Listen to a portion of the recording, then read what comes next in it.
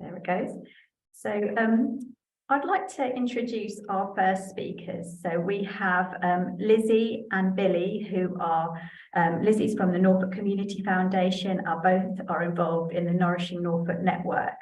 And so without further ado, I'd like to pass over to Lizzie and Billy to tell us a little bit more about the work they're doing.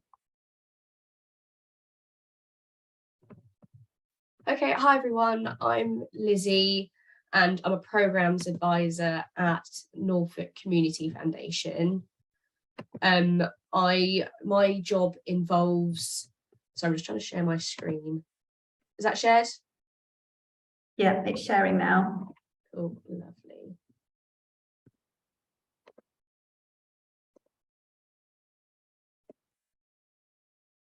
Okay, sorry. So my job involves supporting voluntary organisations in the county with potential funding opportunities, and another part of my role is carrying out the funding processes involved in supporting the members of the Nourishing Norfolk group. Hence why I'm here talking today. And as Amelia and Tasha said, Billy is also here, who has recently joined Norfolk Community Foundation as the Nourishing Norfolk Network Coordinator.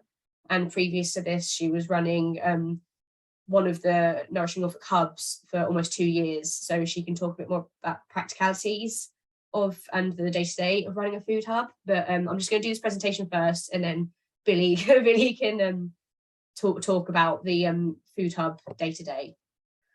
So Nourishing Norfolk is a network of affordable community supermarkets which are funded and supported by Norfolk Community Foundation.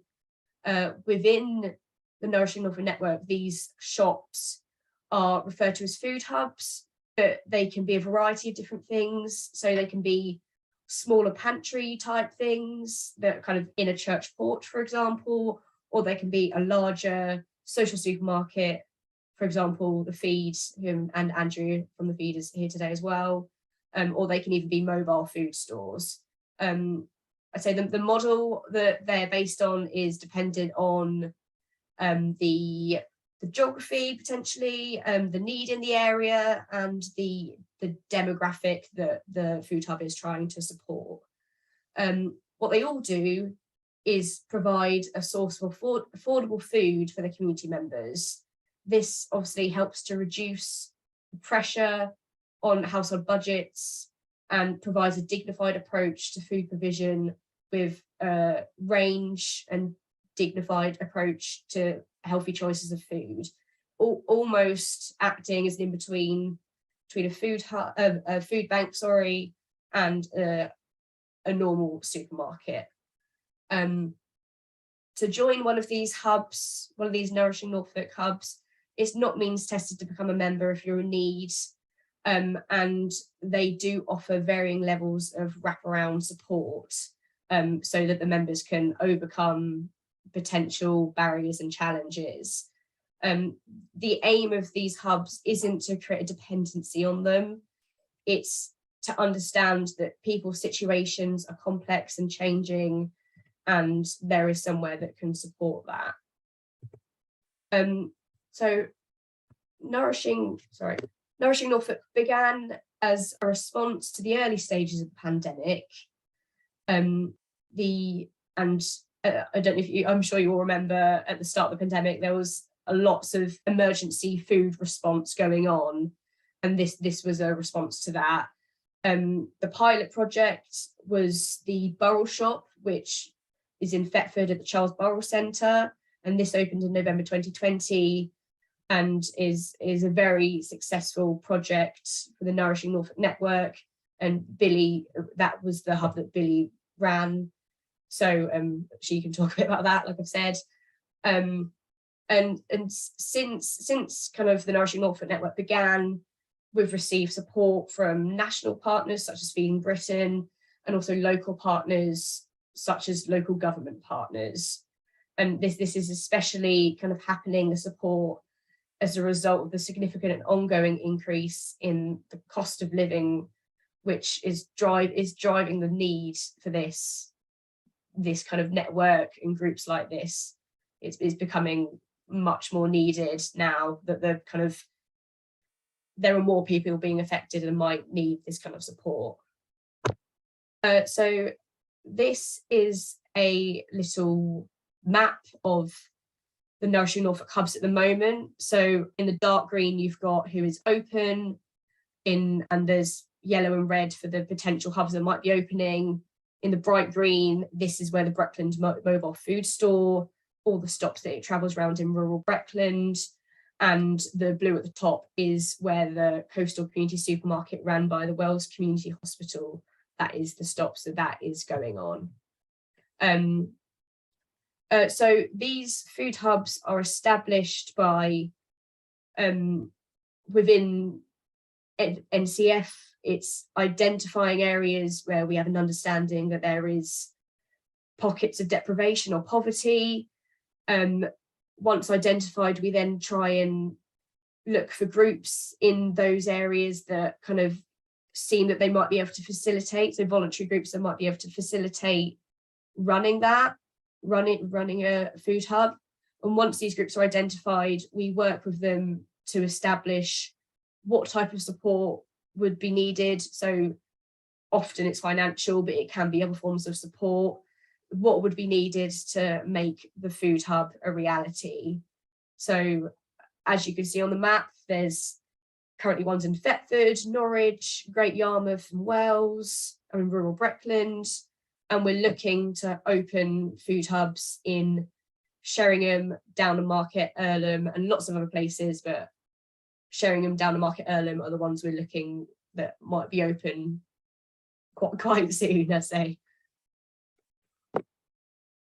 So outcome. So far since Nourishing Norfolk and the network began, so we are currently supporting over 4,300 households, and this totals over 12,000 people being supported through the being members of the households that are members of the hubs. So we currently have 10 hubs open, and we hope to have 5 more open by the end of the year, which is a fantastic landmark, really. I think it's quite exciting because I wasn't at the foundation at the time, but when Nourishing Norfolk began, they spoke about phase 1 being that 15 hubs would be open, supporting 5,000 households. So as you can see, we're very close to kind of completing that phase 1 of Nourishing Norfolk, which is exciting. And as it also says, as an average, members are saving over 50% on their food shop, which also obviously means they can use their savings to support their households in different ways. Obviously, potentially utilities, just everything, you know. And my last slide is a bit on the distribution hub that is currently going on, because I think there might be a few questions about that. So the distribution hub is a recent development of Nourishing Norfolk, and it's still in its early stages. So the idea of this came about from understanding that one of the main challenges to the food hubs is ensuring that there is a regular and affordable supply of food. So we did notice that many of the members of the Nourishing Norfolk hub, a considerable amount of the people that ran it, their time was spent going back and forth, finding food, and they want to meet the demand of the members who are coming to them, and they want to give them a dignified choice and healthy choices, but that involved a lot of back and forth and struggling with the food provision. So this is working with partners such as the Royal Norfolk Agricultural Association and Norse.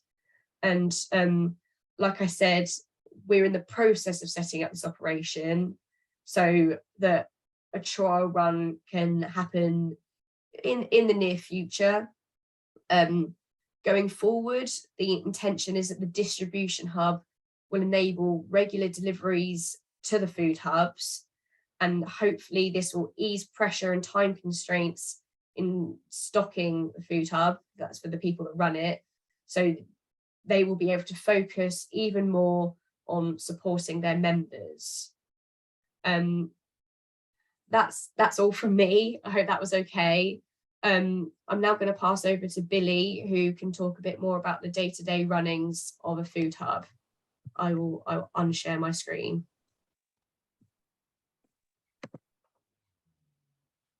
Brilliant. Thanks ever so much, Lizzie. It's really great overview of kind of NCF and the Nourishing Norfolk network, of which I'm now a part of. As Lizzie's already said, I've joined recently and came from the Charles Burrell Centre in Thetford, where we had the Burrell shop, which opened 2 years ago now.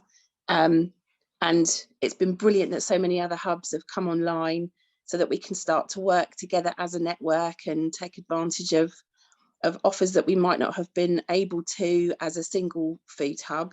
I know some people have already started asking some questions about the wraparound care, which I'll come on to shortly.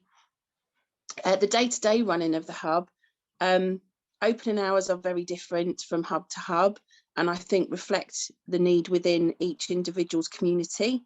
There's no right or wrong with that. As long as there is some provision, it's got to be a good thing.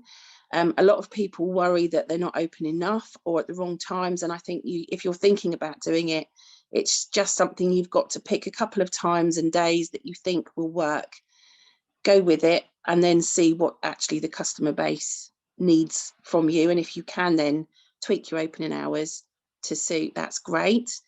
The food, actually getting the food in, as Lizzie's already said, is a large part of what anyone involved with a food hub will be doing. The distribution hub, which Tori, our colleague, is setting up now, will definitely help to alleviate some of that. Ordering comes to sort of purchase the food in, comes from many different supply lines. Sometimes you'll also have your local connections to, for example, in Thetford, one of them was with Warburtons, who have a base locally, and they allowed us to go in twice a week and collect 40 items each time that we could then sell on at our very low cost. Sainsbury's locally had an orange collection bin at the front of the store so that their shoppers could pick up an extra couple of items, pay for them at the checkout and pop them in the orange box on the way out. There's all kinds of those local connections to allotment groups, farmers, all sorts of things like that, which are incredibly useful because particularly with fresh fruit and veg coming off of allotments and from our local farmers, it helps everyone in the hub to know that every one of the members that they have shopping have access to good quality, nutritious food that's also going to be available to them at a really great price, and sometimes for free as well with certain items. Lizzie's already mentioned about members signing up, and that's probably the only process that is very different to going into your Tesco's or your Lidl. You do have to be a member, and we always used to like to think at the Burrell shop that actually signing up as a member made you feel special in all the right ways. So there is that choice, there is that shopping with dignity, there was no means testing, just a few basic questions: name, address, how many people are you supporting in the household, who lives with you permanently, what kind of age groups are there.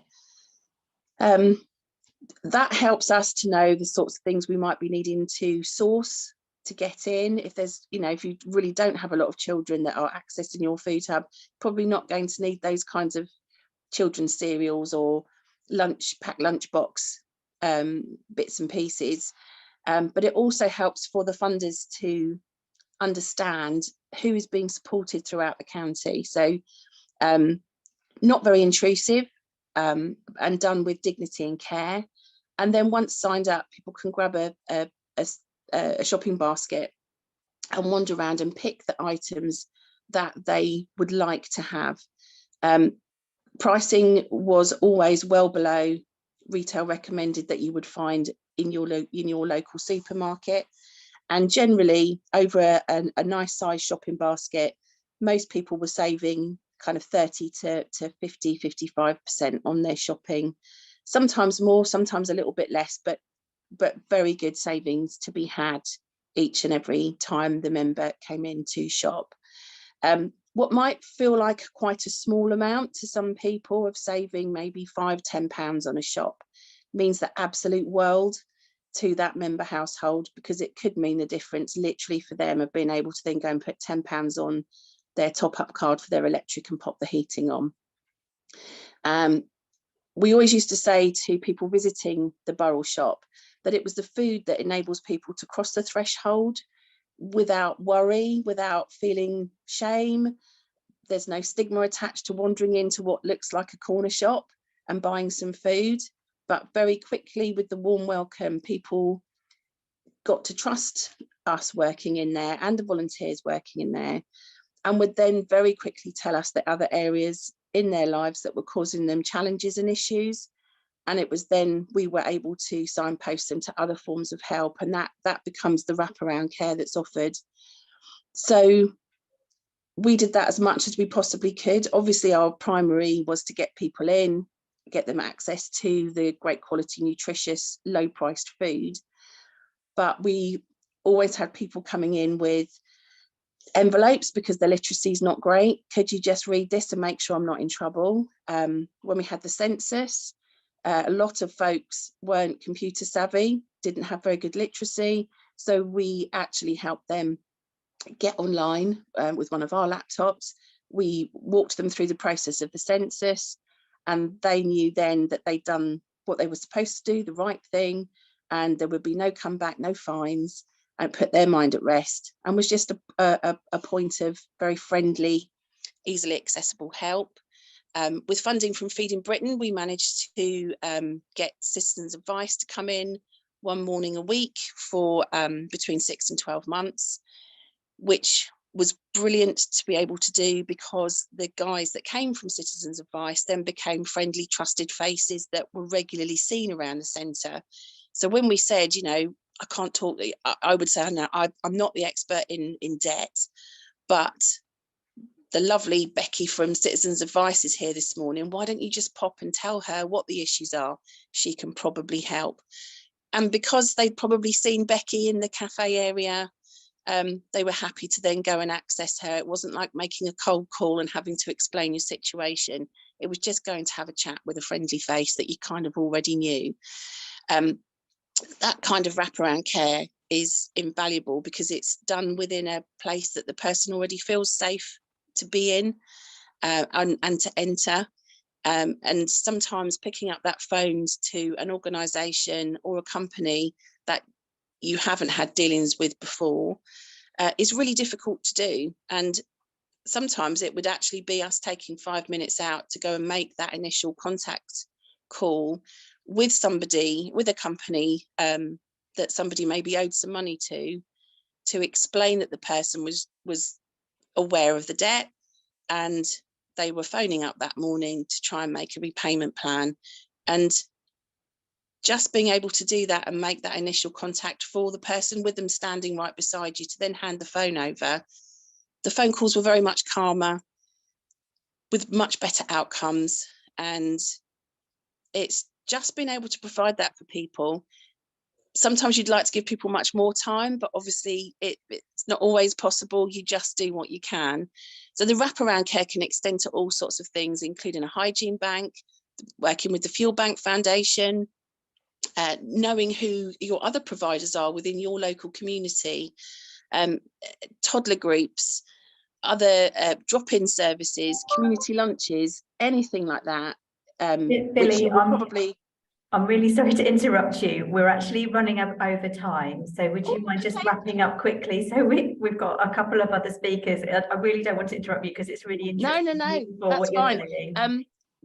Basically, if anyone is thinking that needs a food hub of some kind needs to be within their community, obviously get in touch with us at Norfolk Community Foundation. The difference you can make just by offering some food is immense. There are some things that you would need to think about, but we'd be very happy to guide you through that.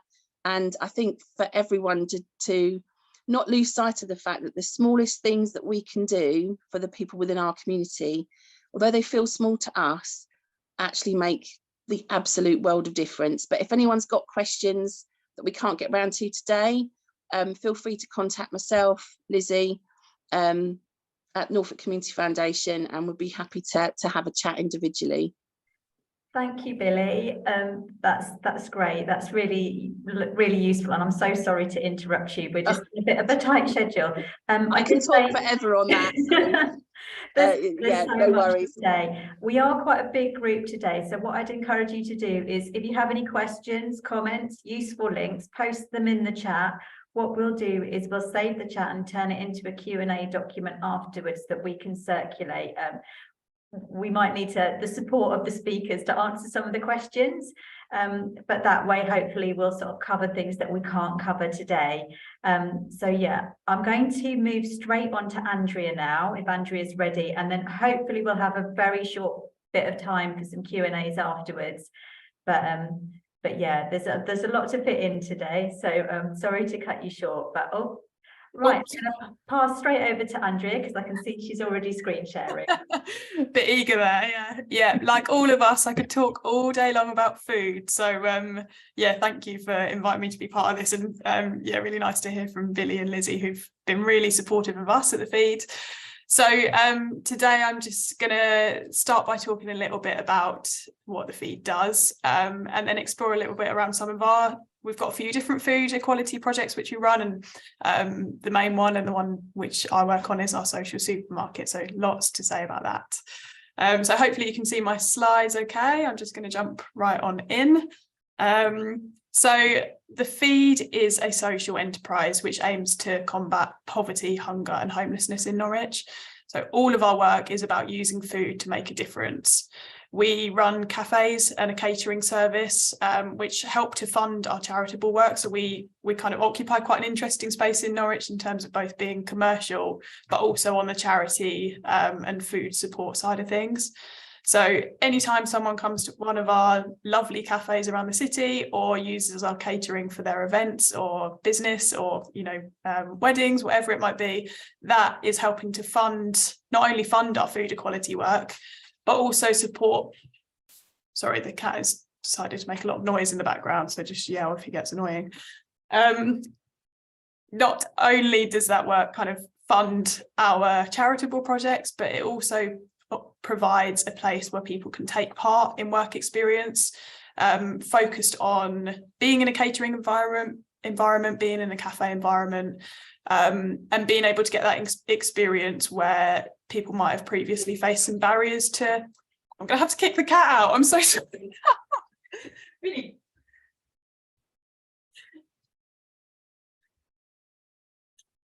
That's a first. Sorry, that's always the way. It's completely silent before that. So yeah, we provide work experience opportunities for people to help move into employment when they've previously faced barriers. We're increasingly working in food equality, so I'm going to talk a little bit about those elements of our work now. Primarily, we're a member of the Norwich Food Alliance, so we work with Norwich Food Bank, Food Hub, Food Cycle, and we're supported by Norwich City Council in developing the Food Equality Action Plan. So this is something that's been produced over the past 18 months or so, as a way for all Norwich food provision services to work together towards a shared vision. And we've recently revised that project, and we've just launched a new vision, which is that every Norwich resident can eat well, regardless of circumstance. So we're working together to focus food provision work in the city around 4 key areas, around things like improving access to services, being able to signpost people on to further support, reducing food waste, and also sharing best practice. So that is very much part of our work, is kind of working together to avoid duplication and work really intelligently. The Norwich Food Network is going to be developing a programme of meetings over the next year or so where we'll focus on each of these different themes. And that's one really strong recommendation I'd have, which is that if you're already involved in food provision, or if you're thinking of organising a food provision project, please get involved in that network and be part of that vision, so that we're all kind of working towards a cohesive goal. So within the feed's own food provision work, we run a couple of different services, and one of those is an evening meal service called Nourish. It's a sit-down dinner service where you can come and enjoy a hot meal indoors 6 days a week. So we run that as part of the Pathways partnership of homelessness organisations, and that service was created following an evaluation we did into existing services in the city. So we spoke to lots of people using those services and spoke to people around the area. And some of our recommendations, well, all our recommendations focused on things like providing people with an indoor space to come to get food, so that you're not kind of facing the elements, but also because that provides a much more manageable space. So it means that, you know, we're able to manage the referrals into that project rather than it being a kind of larger meal for quite a large group of people. We see about 15 to 20 people each night at Nourish, and those are all people who've been referred. So it's specifically for people who are rough sleeping or in accommodation without any cooking facilities. I know that some of the hostels do have cooking facilities, so we have other support available for them. But if you would like to refer anyone that you're working with, please do contact Gemma, who's on the left there, who leads the project. One of the other recommendations within that report that we produced was to have a team of volunteers who are fully trained. So our team of about 25 brilliant volunteers are all trained in things like safeguarding, food hygiene, professional boundaries, and kind of all the things that need to be in place to have a really high standard of food provision for that kind of support. So on to our social supermarket. The background to our social supermarket is that we, from the middle of the first lockdown, started running a community fridge at our Prince of Wales Road cafe. So as a response to the pandemic, and also recognising that there was quite a lot of food surplus, food waste around the city, we chose to repurpose that and be able to give it out to the local community so that people weren't going without.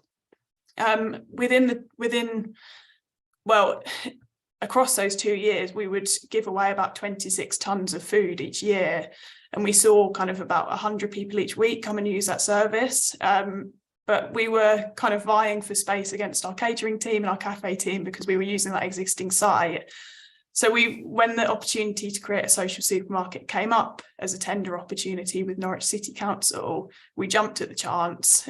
We were obviously successful in that tender and really excited about the prospect of providing people with a really dignified, welcoming way to access food support. So being able to offer people really affordable groceries, but also to offer a much wider range of support. So where the community fridge saw people kind of having to choose their weekly food options from quite a limited availability of food waste, what we're now able to do is offer people a whole range of fresh, chilled, frozen food, tins, pasta, cereal, household and toiletry products as well. So kind of we really aim that you could access your, you know, a small but full weekly shop through our little shop. So our social supermarket is based on Hall Road in Lakenham, which is one of the reducing inequalities target areas. We are kind of within a community which has been identified as somewhere where financial support could boost that community. As Lizzie and Billy have said, it's all about kind of giving people dignity and choice and availability. So where our community fridge used to run 3 afternoons a week for 2 hours at a time, very much through the support of our volunteers, we're now open 5 days a week. So most days we're 10 till 3, and on a Thursday we're 12 till 6, so that people can come along a little bit later in the day after the usual working day.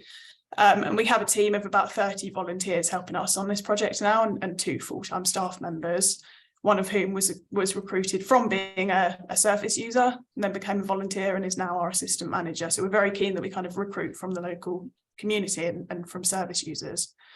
We still provide a community fridge, so we're still able to repurpose food waste, and we run a hygiene bank where anyone can take away period products and toiletries completely free and no questions asked. Alongside the kind of day-to-day support, we offer, as mentioned already, the wraparound support. So things like, drop-ins with partners like Norfolk Community Law Service. We're soon to have drop-ins with Citizens Advice, and we have shelter as well. So when people are facing issues, whether that's kind of crisis or kind of ongoing things, we're able to make that direct link with services which can kind of elevate people out of those challenges. When we set the social supermarket up, we kind of learned from existing social supermarkets, and we made an estimate that within our first year we would have 200 members. We thought within our first month we'd have about 50. In our first month of trading, we had 800 members, and throughout our time running the social supermarket, we've seen about 500 visits every week. This is the map of people just within Norwich who've applied to use the social supermarket. We're now at 1,600 members, which is way beyond anything we'd ever expected. So it's been a massive learning curve, and really quite shocking, to be honest. So you'll see in the slide above, I mentioned that we are just for residents of NR1, NR2 and NR4. That was a restriction we had to put in place following launching because of this huge demand that we saw from all over the city. But now that we're part of the Nourish, well, we've always been a part of Nourishing Norfolk, but now that there's an increasing number of social supermarkets around the area, we're able to kind of direct people to their closest support so that everyone can shop in the way that we would all want to, which is having things close by, convenient and easily accessible from home. As I say, the numbers have just been shocking really from the start. So, 1,600 members, that's about 3,500 people within all those households signed up. So when people sign up to use the shop, they complete a short membership questionnaire, in which we found that 39% of applicants have a disability, 41% of applicants are in social housing. And I think the saddest one of all is that, there's two really sad ones actually. One is that 38% of our applicants only have fruit and vegetables once or twice a month. 7% of them said they never have fruit, vegetables or non-processed foods. And another 38% of our applicants told us that they rarely feel their lives are filled with things that interest them. So we know that actually food equality and food inequality is about much more than food. It's, if you're struggling to access food, then there's a lot of other things going on, which is where that wraparound support really comes in. The stories that we hear on a daily basis continue to shock us. It's not unusual to hear a budget of £5 a week for groceries. So the fact that a weekly shop with us comes out at 26% of a regular supermarket shop, when you take into account all of the free things we offer, we know that it really is providing a lot of support for people who are in huge need. But at the same time, it's also about providing people with support when they're not in that crisis. So it's about prevention and making sure that people who are on a range of different incomes or situations are able to access support, and it's not just about crisis provision. I wanted to end on a bit more of a positive note, because it has been, it can be harrowing and it can be tough to hear the stories that people are experiencing. So I really just wanted to celebrate the fact that we are there to support people, and that's thanks to volunteers like Nisreen, who's in the middle there. Some of the support we've been able to offer has obviously been beyond food, so things like electric blankets for social supermarket members like June on the right there, who had that thanks to funding from Norfolk Community Foundation. And really just to celebrate the fact that this is very much a community project. So we've just recently launched our community cafe, and already we've had an amazing number of suggestions from our volunteers and from our members about how that can really be a community space. So where we're being told that people are, 38% of our members do rarely feel that their daily life is filled with things that interest them, we really want our social supermarket to be somewhere that changes that with people, and kind of gives them the skills and the confidence to make those changes within their own lives. So that's me. Thank you. I will hand back to Amelia now.